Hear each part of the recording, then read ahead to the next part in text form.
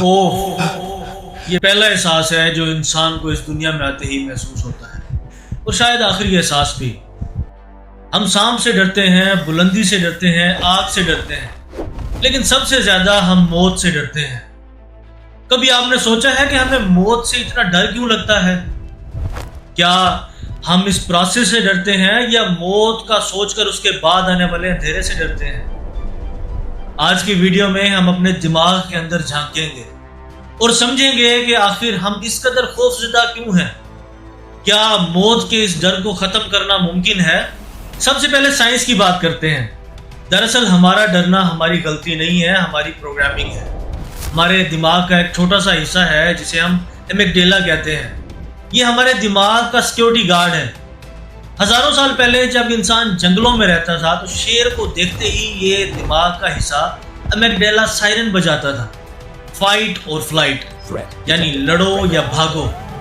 یہ سسٹم ہمیں زندہ رکھنے کے لیے بنایا گیا ہے۔ مسئلہ یہ ہے کہ ہمارا دماغ موت کو زندگی کے خاتمے کے طور پر دیکھتا ہے۔ دماغ کا کام ہے ہمیں زندہ رکھنا، اور موت دماغ کے اس مشن کی ناکامی ہے۔ اس لیے جیسے ہی موت کا خیال آتا ہے، دماغ اسے خطرہ سمجھ کر ڈر پیدا کرتا ہے۔ یعنی یہ ڈر ہماری کمزوری نہیں بلکہ ہمارے اندر موجود زندگی کی شدید خواہش کا ثبوت ہے۔ نفسیات کہتی ہے کہ موت کے خوف کا معاملہ صرف دماغی کیمیکلز تک نہیں ہے۔ ایک مشہور قول ہے، "We are not afraid of the dark, we are afraid of what is in the dark"۔ یعنی ہم اندھیرے سے نہیں ڈرتے، ہم اس چیز سے ڈرتے ہیں جو اندھیرے میں چھپی ہوئی ہے۔ انسان کی سب سے بڑی کمزوری لا علمی ہے، ان نون کا خوف ہے۔ ہمیں جس چیز کا علم نہیں ہوتا ہمیں اس سے ڈر لگتا ہے، کیونکہ کوئی مرنے کے بعد واپس آ کر ہمیں بتا نہیں سکا کہ وہاں کیا ہوتا ہے، اس لیے ہمارے ذہن میں وہاں کی خوفناک تصویریں بنی ہوئی ہیں۔ اگر ہمیں یقین ہو جائے کہ دروازے کے اس پار ایک خوبصورت باغ ہے تو کیا ہم پھر بھی دروازہ کھولنے سے ڈریں گے؟ یقیناً نہیں۔ تو موت کے اس ڈر کا علاج کیا ہے؟ قدیم یونانی فلاسفر ایپیکورس نے موت کے ڈر کو ختم کرنے کے لیے بڑی زبردست لاجک پیش کی ہے۔ اس نے کہا ہے، "Why should I fear death? If I am, then death is not. If death is, then I am not."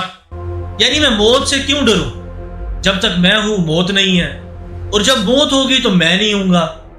مطلب یہ ہے کہ آپ اور موت کبھی ایک کمرے میں اکٹھے نہیں ہو سکتے۔ جب تک آپ زندہ ہیں موت آپ کو چھو نہیں سکتی، اور جب آپ مر جائیں گے تو آپ موت کو محسوس کرنے کے لیے یہاں موجود ہی نہیں ہوں گے۔ تو جس چیز کا تجربہ آپ کر ہی نہیں سکتے اس سے ڈرنا کیسا؟ یہ تو تھی فلسفے کی بات۔ اب ذرا مذہب اور تاریخ کو دیکھتے ہیں۔